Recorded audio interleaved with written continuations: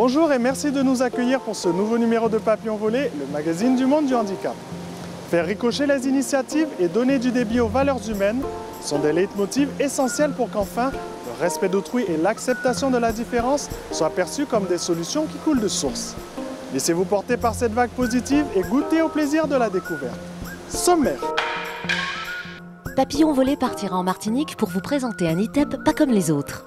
Rencontre en Guyane avec Jean-François Leneuve, un jeune aveugle qui a su puiser en lui la lumière pour trouver sa place. Des musiciens qui vous piqueront en plein cœur, c'est à Paris et c'est avec le groupe Cactus. Entre humilité et passion, portrait d'Alexis Turpin, directeur de l'AGFIP Antilles-Guyane. Focus sur une chorale où la mixité des genres donne du coffre à la différence. Allons droit au but avec maître Charles-Henri Copette. Et pour finir en beauté, direction la Guyane, à la découverte du Djokan, un art martial inédit. Papillon volé, bon mag. L'association La Myriam est une association montée par des parents qui un jour ont décidé pour leurs enfants, il n'y avait pas de structure à l'époque, de monter quelque chose. À ce jour, nous gérons 4 structures, dont l'ITEP où nous sommes aujourd'hui. La Myriam existe depuis 1984. Alors un ITEP, c'est un institut thérapeutique, éducatif et pédagogique qui est chargé d'accompagner des enfants de 7 à 18 ans en ce qui concerne le dispositif qui existe en Martinique. Ce sont des enfants qui généralement présentent des troubles du comportement, qui se manifestent par des difficultés d'apprentissage, souvent des ruptures à l'école, des ruptures aussi avec le lien familial et donc qui ont besoin d'un accompagnement spécifique, pluridisciplinaire, puisque la particularité de notre dispositif, c'est de conjuguer une dimension évidemment scolaire, apprenante, une dimension éducative et un plateau thérapeutique autour d'une équipe médicale, d'une équipe paramédicale, médecins, pédopsychiatres, psychologues, psychomotriciens. L'Institut accueille actuellement 30 enfants, puisque c'est la capacité qui est actuellement autorisée. Alors nous les accompagnons de différentes façons, puisque nous disposons à la fois d'une structure de semi-internat qui correspond à un accueil de jour, mais aussi la possibilité, lorsque la famille le souhaite, lorsque nous constatons de certaines carences qu'ils nécessitent, nous avons la possibilité d'accueillir les enfants dans ce système d'internat. Nous avons plusieurs types d'activités. Alors des activités purement scolaires, le français, les mathématiques, etc. Après, nous avons des activités informatiques, la technologie et les activités arts plastiques que moi j'assure. Le but est de leur permettre déjà de s'occuper et puis d'éveiller leur créativité de manière à les recadrer. C'est pas toujours facile parce que vous savez que ce sont des enfants qui ont des troubles du comportement. Donc, j'ai trouvé le bon positionnement pour pouvoir les intéresser. Donc, c'est pas toujours facile, mais on y arrive. Au sein de la structure, moi, je reçois les enfants de façon individuelle. En entretien, je permets aux enfants d'exprimer leurs émotions, ce qu'ils ressentent. Je leur apprends à reconnaître leurs émotions, à mettre des mots dessus, pour leur permettre par la suite de gagner en autonomie et puis de construire leur personnalité, à gagner en confiance. On travaille autour de l'estime de soi. Donc on essaye d'adapter la durée de chaque entretien à l'enfant qu'on a en face de soi. Donc durant les prises en charge, on utilise le langage, où en général, il y en a qui refusent un peu. Donc on prend des chemins directs et on utilise le dessin, la peinture, des Legos ou des maisons. Et puis, on essaye de créer des histoires. Donc, ça leur permet d'avoir un espace de pensée, un espace de parole, où ils peuvent exprimer tout leur tracas. Le rôle de l'ARS, en particulier mon rôle en tant que médecin conseiller technique, c'est justement d'accompagner tous les établissements, y compris celui-ci, dans des nouveaux projets, dans des évolutions, des propositions que l'établissement peut nous faire qui seraient adaptées aux enfants et à la prise en charge des jeunes en Martinique présentant ce type de handicap. Kessie a beaucoup évolué depuis qu'il est rentré à l'ITEP. Il est aujourd'hui retourné à l'école, il est dans un collège au Morne Rouge, tout se passe bien, il rapporte beaucoup de bonnes notes, il a même eu des tableaux d'honneur. Il est très satisfait de sa prise en charge et moi de même. Il est beaucoup plus détendu, plus serein dans son apprentissage à l'école et dans son intégration au sein de l'ITEP. Le dispositif ITEP est un dispositif tout à fait particulier et spécifique. D'abord, c'est un dispositif unique en Martinique. Il existe un seul établissement et un établissement en Guadeloupe. C'est un dispositif particulier parce que notre mission n'est pas simplement d'accompagner, d'accueillir des enfants, mais c'est aussi de nous projeter dans un dispositif de recherche en associant différents acteurs. Et à travers, je dirais, nos observations, c'est d'essayer de trouver des solutions nouvelles, d'accompagnement, d'innover sans cesse pour offrir aux enfants, finalement, des opportunités de trouver de nouvelles voies de développement et de réussite, puisque l'ITEP, c'est avant tout une école de la réussite. Ce n'est pas simplement le fait d'accueillir des enfants qui ont rencontré à un moment donné des difficultés, mais c'est de transformer ces difficultés en une chance et en une réussite. Voilà, c'est ça l'ITEP. Au conseil général, j'occupe le poste d'agent administratif.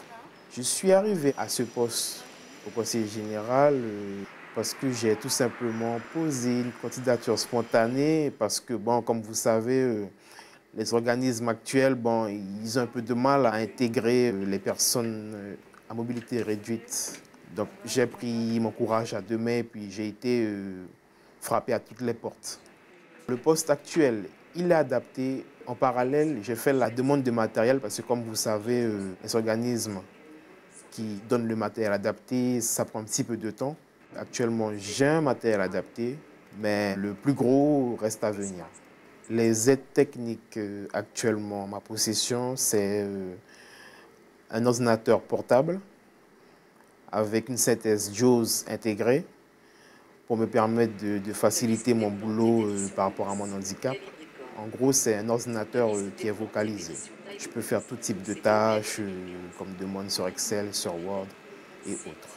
À côté, j'ai un dictaphone qui me permet de prendre le boulot par rapport à ma responsable, qui tous les matins, elle me donne les tâches à faire. Je suis dans le service gardiennage du conseil général depuis le 1er septembre. Ma hiérarchie, mes collègues me considèrent comme un travailleur ordinaire. Surtout mon chef de service, M. Robéry, qui m'apporte beaucoup et qui me met vraiment à l'aise. Mon parcours scolaire n'a pas été si compliqué que ça. J'ai tout simplement fait un bac pro de comptabilité au lycée Melchior Garé. J'ai d'ailleurs acquis ce diplôme. Par la suite, j'ai travaillé au sein de la sécurité sociale de la Guyane pendant 2 mois, un CDD. Ensuite, j'ai été au Pôle emploi juste après mon travail de 2006. Mais il faut savoir que j'étais voyant, valide. Donc j'étais au Pôle emploi en tant que valide. À partir de mars 2007, j'ai fait un malaise dû à une rétinopathie diabétique. Depuis ce jour-là, ma vue a commencé à baisser. Pour me remotiver, j'ai été entouré de la famille, de ma mère, de mes frères, qui fait que j'ai tenu le cap. Parce qu'il faut savoir que, bon, en tant que voyant, j'étais un bon vivant, je rigolais bien. Et puis, j'avais pas mal d'amis. Mes amis sont toujours restés là, d'ailleurs. Et aujourd'hui, j'assume et j'affronte la vie comme elle vient. Alors, je m'appelle Mickaël, je fais partie du groupe Cactus, qu'on a fondé avec Sophie et Cécilia au chœur, au chant et au tambourin, avec Alexandre au clavier, avec Paul à la percussion. Ils sont pas là, mais ils font partie du groupe. Je les cite, Romain à la batterie et Alexandre au saxophone et à la guitare. Et donc on a voulu faire un groupe mixte de handicap, mixte de musique, et pour montrer un peu ce qu'on peut faire, positiver un peu le regard sur le handicap.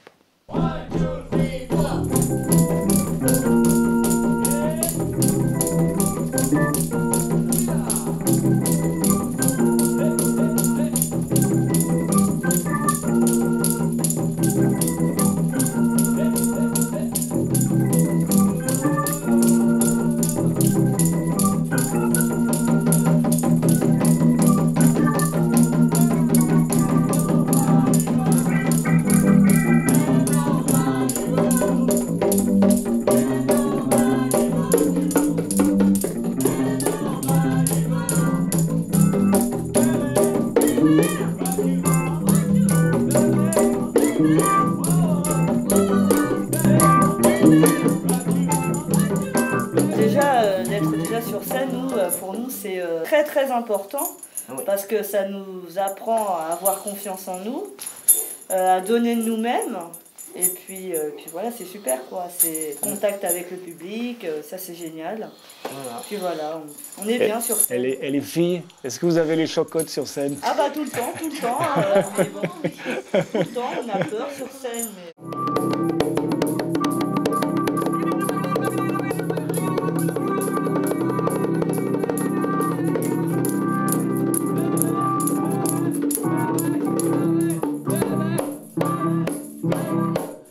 Est-ce que vous avez un album en préparation? Oui. Oui, on a un album là qui doit sortir normalement fin janvier et nous allons faire un concert, un bœuf, à la clé de Saint-Germain. Voilà. Pour la sortie de notre premier album. Eh oui, premier album. Qui s'appelle Cactus, ça pique.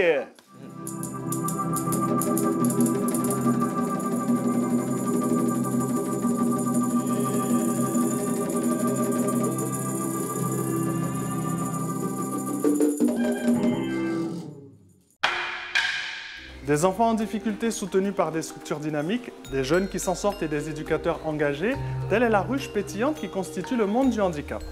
Un univers qui, loin des violences du quotidien, sait aussi distiller sa poésie, comme nous le verrons avec le travail formidable de l'ensemble musical Calliope et de sa chorale Les Vives Voix. Mais tout de suite, place aux confessions d'Alexis Turpin, président de la GFIP Antilles-Guyane. Écoutez, Papillon Capali. Alexis Turpin, bonjour. Bonjour. Alors, vous êtes délégué régional Antilles-Guyane de la GFIP. Quel est votre rôle à vous au sein de la GFIP? Alors, je suis effectivement délégué régional donc pour la zone Antilles-Guyane. Mon rôle, ça va être de faire en sorte que le budget qui nous a été attribué à travers ce fonds soit utilisé de la façon la plus optimale possible pour l'emploi des personnes handicapées sur les 3 départements. Vous pouvez nous parler un petit peu de votre parcours universitaire et professionnel? J'ai suivi une maîtrise des sciences de gestion à la Sorbonne et j'ai poursuivi par un DESS, option ressources humaines. J'étais en fait très tôt intéressé par la partie relations humaines de ma formation. J'ai pu travailler à 2 reprises dans ce domaine-là et notamment dans un centre de formation sur Agen où là, j'ai pu m'orienter, on va dire, progressivement vers plutôt ce qui était l'insertion professionnelle. Alors, ça fait plusieurs années que vous travaillez au sein de la GFIP. Pourquoi cet intérêt aux personnes atteintes d'un handicap? J'ai quasiment démarré mon expérience professionnelle dans un centre de formation qui faisait beaucoup d'insertion. Et là, j'ai pu voir que des parcours redémarraient, que des personnes finissaient par rentrer en formation, finissaient par trouver un emploi. Et j'étais vraiment très très loin de mesurer tout cet investissement de la société. J'ai eu l'opportunité de répondre à une offre d'emploi de la GFIP, que je connaissais à l'époque, à vrai dire, assez peu. Et rien que durant l'entretien, j'ai mesuré vraiment l'intérêt qu'il y aurait à pouvoir travailler dans ce domaine-là.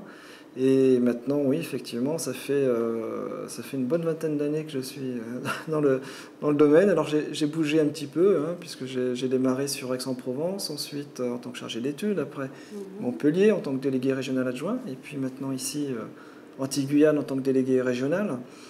Et pour moi, c'est un domaine qui me passionne vraiment. Êtes-vous confronté au tabou que représente le handicap dans le territoire Antilles-Guyane? Moi, je l'ai constaté notamment à travers les chiffres du chômage, parce que quand on regarde objectivement le nombre de demandeurs d'emploi en situation de handicap comparé à la population totale en situation de handicap, on se rend compte finalement qu'ils sont assez peu nombreux. On tourne autour de 2-3%. Alors que l'on sait bien qu'en réalité, on devrait être plutôt autour de 6-7%, c'est la moyenne nationale. On y est confronté à travers également les questions, parfois des employeurs qui nous disent voilà, moi je contribue à la GFIP, j'embauche des personnes, je sais que j'ai des personnes handicapées dans mes effectifs, mais ne le signalent pas. Il n'y a aucune obligation effectivement de faire part de son handicap. Une personne qui est handicapée qui ne le dit pas à son employeur. Oui, ça peut être un facteur de licenciement alors que l'employeur n'est pas au courant de la difficulté qu'elle peut rencontrer dans son milieu professionnel. Voilà, exactement. Alors, comment faites-vous la part des choses entre le côté administratif de votre fonction et le côté humain? Moi, j'ai envie de dire aussi un dossier, c'est un dossier, mais ce n'est pas seulement un dossier, c'est aussi une personne derrière. Et quand il y a une demande qui s'exprime à travers un dossier, On comprend aussi le parcours de la personne, on comprend sa demande. Et on est parfois confronté à des situations un petit peu particulières, parce que voilà, on peut être sur une demande qui pourrait peut-être ne pas être reçue favorablement par la GFIP, mais voilà, on va essayer d'apporter dans tous les cas une solution, une réponse à la personne, même si la solution finale ne viendra pas de la GFIP, mais peut-être d'un autre acteur, mais dans la mesure du possible. À travers même les dossiers, on s'attache à comprendre les parcours et les demandes des personnes. Vous vous sentez utile? Me connaissant, si je ne me sentais pas utile, je pense que j'aurais raccroché, j'aurais plié les cannes, comme on dit. C'est un sujet qui doit être partagé vraiment dans la société. Le handicap peut toucher tout le monde. Très souvent, il ne se voit pas. Dans la majorité des cas, on ne devine pas qu'une personne est handicapée. Et puis pour les personnes handicapées, c'est bien sûr d'avoir tout le courage nécessaire pour affronter le parcours, pour accéder à l'emploi et puis aussi pour y rester. Nous avons beaucoup parlé d'insertion, mais rester en emploi, c'est également un défi important. Donc voilà.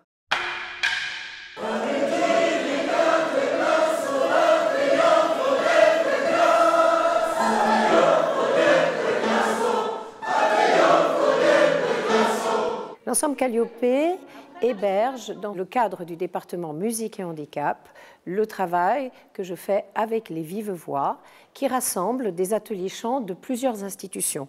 En Île-de-France, il y en a 11 ateliers chant qui se rassemblent à certains moments pour des concerts.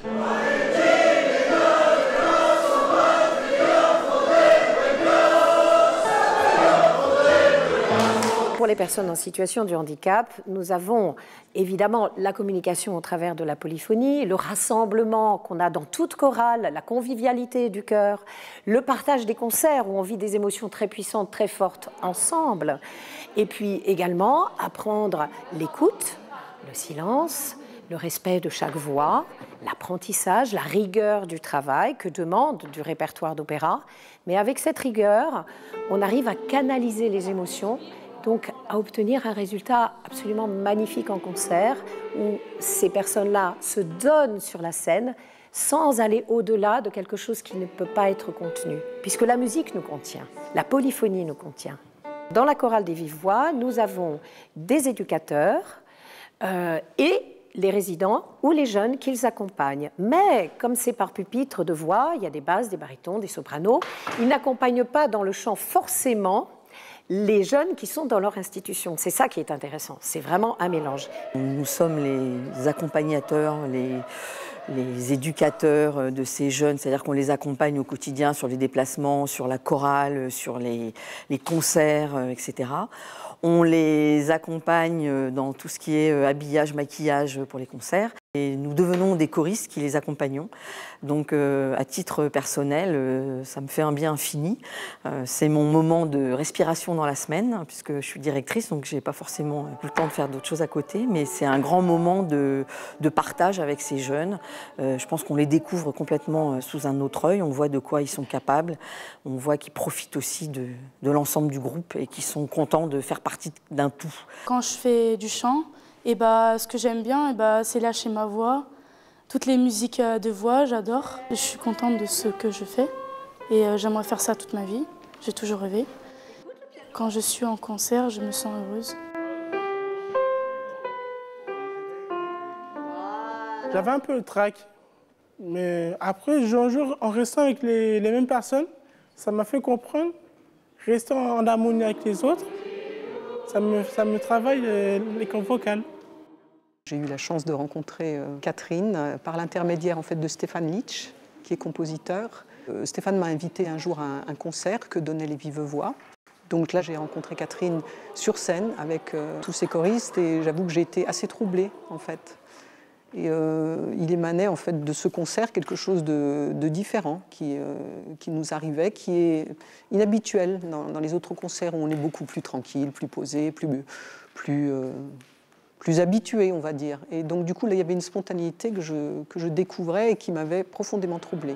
Le travail qu'on a, nous, en tant qu'éducateurs ou qu'accompagnateurs, c'est aussi de faire en sorte que chacun trouve sa place dans la chorale, que chacun puisse amener sa pierre à l'édifice, Et le fait aussi que nous, en tant qu'accompagnants, on soit avec les jeunes sur un pied d'égalité, une fois en répétition ou sur scène, avec ce rôle de choriste, fait qu'il y a une certaine cohésion qui se crée et que du coup, ça participe à la bonne ambiance et à la cohésion du groupe et au fait qu'on aille tous vers un but commun.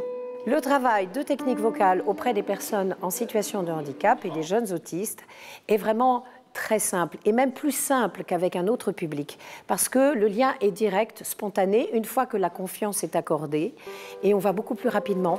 Le travail de mimétisme marche très très bien, et nous sommes en situation d'apprentissage direct. Actuellement, nous sommes sur l'opéra de Verdi, La Traviata. Nous avons un grand projet avec le Festival du futur composé, que dirige Gilles Roland-Manuel, qui va se passer au mois de juin à Paris, au Théâtre des Variétés. Et donc, on a attaqué les grands chœurs de Traviata, le Brindisi, la Bacchanale. Et bien voilà, j'ai rencontré les personnes en situation de handicap par le hasard de la vie. Je suis rentrée dans un institut médico-éducatif. J'ai vu de la lumière, j'ai partagé avec eux, j'ai chanté. Et depuis, j'ai aimé rester dans cette lumière.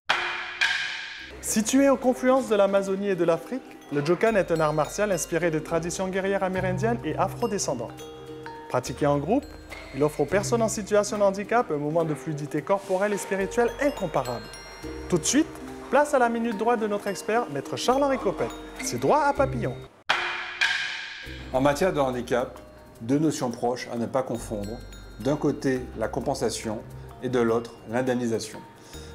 La compensation a pour but, selon la loi dite handicap du 11 février 2005, de permettre à la personne en situation de handicap une inclusion à la société par différentes aides humaines, techniques, financées par la société de manière forfaitaire. C'est un pis-aller. Disons que la compensation a pour but de limiter la différence entre la personne en situation de handicap et les autres. À côté de cela, il y a l'indemnisation. L'indemnisation est une notion juridique qui permet à des personnes qui ont été victimes d'un accident traumatique avec un payeur, avec quelqu'un qui a une indemnisation à leur servir, d'avoir une réparation non pas par rapport à une vie à améliorer, mais par rapport à la vie qu'il devrait avoir. Autrement dit, une réparation intégrale. Permettre à celui qui est en situation de handicap de continuer à mener la vie qu'il souhaiterait avoir, et ce malgré le handicap et sans limite. Ce qui inclut la prise en charge des préjudices professionnels, économiques, patrimoniaux, extra-patrimoniaux, les préjudices esthétiques, les préjudices d'établissement, les préjudices familiaux, et même en cas de décès, les préjudices de ceux qui ont survécu et qui, du fait du décès de leurs parents, se trouvent dans une situation économique altérée. Bref, vous l'aurez compris, l'indemnisation, c'est la réparation coûts humains, c'est la réparation personnalisée, individualisée, au service de la personne en situation de handicap. Yannick Théolade, fondateur du Jokan, l'art martial guyanais, patrimoine guyanais. Je suis aussi éducateur, professeur, et donc voilà, j'enseigne et je transmets cet art, ce patrimoine guyanais, le Jokan. Le Jokan, c'est l'art martial amazonien qui tire ses origines des peuples amérindiens, Bushinangé et créoles de Guyane. Et donc c'est une fusion que j'ai mise dans les pratiques, les us et coutumes de ces différents peuples, qui est née officiellement en 2010 en Guyane. Alors nous avons une fédération, la FIAP, la Fédération internationale des arts martiaux traditionnels, qui nous a reconnus en tant qu'art martial authentique le 31 octobre 2011. J'enseigne le Jokan au foyer Alpinia, donc il faut savoir qu'il y a 4 ans de cela, Madame Labo, Muriel a pris contact avec moi pour pouvoir présenter cette discipline, cette activité à ce public-là. J'ai tout de suite adhéré, puisque moi-même avant étant enseignant pour les déficients au niveau des collèges, j'ai tout de suite adhéré. Si on me posait la question qu'est-ce que j'enseigne, j'enseigne tout simplement le Jokan, adapté à ce public. Il n'y a pas de différence technique, bien sûr on s'adapte à la morphologie, au contexte, mais je dirais aujourd'hui que je ne viens pas simplement transmettre, mais partager, parce que moi aussi j'apprends. J'apprends sur mes limites, j'apprends sur moi. C'est un moment vraiment de partage agréable que le foyer met en place. J'aime le Jokan, c'est un truc de détente. On fait la répétition, on fait le chant et on prépare le spectacle, on danse et on fait l'entraînement, on fait des mouvements. Et après, on fait du kaya, on fait du kamugui. Ils sont demandeurs, ils ont toujours le sourire, alors que nous, parfois, on peut arriver, on est un peu bancal. Et de les voir avec cette énergie, cette joie et ce respect aussi, eh ben, des fois, c'est vous qui vous revitalisez. Au-delà du Jokan, je dirais simplement, ce qui est important pour eux et pour moi, c'est qu'ils soient heureux. Voilà, à travers le Jokan, simplement heureux, qu'ils se sentent vivre, qu'ils ressentent leur corps, qu'ils découvrent leur corps, qu'ils puissent se mouvoir dans l'espace en fonction de leur capacité, mais surtout qu'ils se fassent plaisir. Changer notre vision du handicap est un impératif individuel au corollaire collectif. Papillon Volé vous remercie de votre fidélité et vous invite à vous connecter à la page Facebook de l'émission pour suivre l'actualité du monde du handicap. À bientôt et laissez Papillon voler!